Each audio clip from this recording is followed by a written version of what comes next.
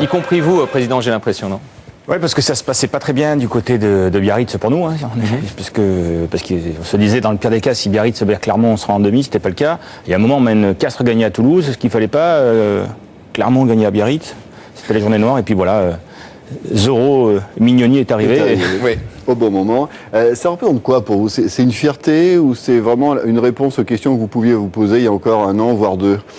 Non, je suis pas dans la fierté, parce que d'abord je sais que c'est illusoire, que ça va s'arrêter à un moment et que peut-être la saison prochaine, ça sera une saison terrible dans l'autre sens, quoi. Donc simplement, on se dit que cette année, on a une espèce de baraka depuis quelque temps et on a envie que cette baraka nous amène très loin, donc, parce qu'on est à 80 minutes du Stade de France, quoi. Ça paraît tellement improbable en début de saison de dire qu'on va être à 80 minutes du Stade de France. C'est de la science-fiction totale pour moi. Comment vous expliquez cette réussite? Parce qu'il n'y a pas que la baraka quand même, il y a un recrutement exceptionnel, il y a d'autres choses. Il y a un recrutement, on a un joli budget. Hein. C'est clair qu'il vaut mieux avoir Johnny Wilkinson pour taper une pénalité que Marthe Villalonga. Quoi. Il y a plus de chances que ça, même si elle est bien placée. Mais il y a ça, et puis il y a le talent du staff aussi. Genre Philippe Saint-André fait du sur-mesure. C'est un tailleur sur-mesure. C'est-à-dire qu'en fonction de l'équipe qu'on va rencontrer, il fait un plan de jeu sur-mesure, avec un jeu de notre part qui, d'après les entraîneurs des équipes adverses, est très très difficile à décrypter. Est-ce que c'est pas ça justement qui a changé à Toulon cette saison, c'est-à-dire le partage des tâches? On va dire que peut-être que vous occupez un petit peu moins de rugby et vous avez délégué et su vous entourer aussi. Peut-être, mais il y a aussi qu'il y a un état d'esprit. Puis je pense sincèrement que dans le choix des joueurs qui sont venus porter le maillot toulonnais, même si c'est un melting pot, il y a une âme commune et chacun avec ses différences apporte quelque chose de très fort. Et puis un ensemble de différences, ça fait toujours quelque chose de plus fort qu'un ensemble de similitudes. Est-ce que vous pensez maintenant que vous faites partie de la famille du rugby? Parce que certains vous critiquaient sur vos méthodes au début, sur votre façon d'appréhender les choses, d'être sur le terrain, enfin d'être toujours en première ligne. Est-ce que maintenant vous êtes rentré dans cette famille à votre avis?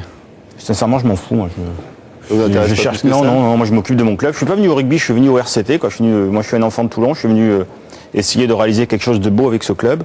Après, j'ai des idées sur le rugby, bien sûr, parce que je trouve qu'en règle générale, il faut plutôt regarder en haut qu'en bas. C'est comme ça que le monde a avancé. Et j'ai l'impression que dans le monde du rugby, on regarde plutôt en bas par moment, et c'est dommage parce que ce sport a un potentiel énorme. Et je ne sais pas si aujourd'hui on prend le chemin pour que ce sport se développe à travers quelques mesures qui ont été prises. Et est-ce que Toulon, à votre avis, c'est un peu pour le rugby ce qu'est l'OM pour le foot? C'est avec la passion qu'il y a autour et justement cette façon de se démarquer peut-être un peu. Il y a une passion similaire, on a même un stade similaire des fois, parce qu'on joue au Vélodrome. Mais oui, que vous remplissez d'ailleurs. On remplit le Vélodrome. Bien sûr.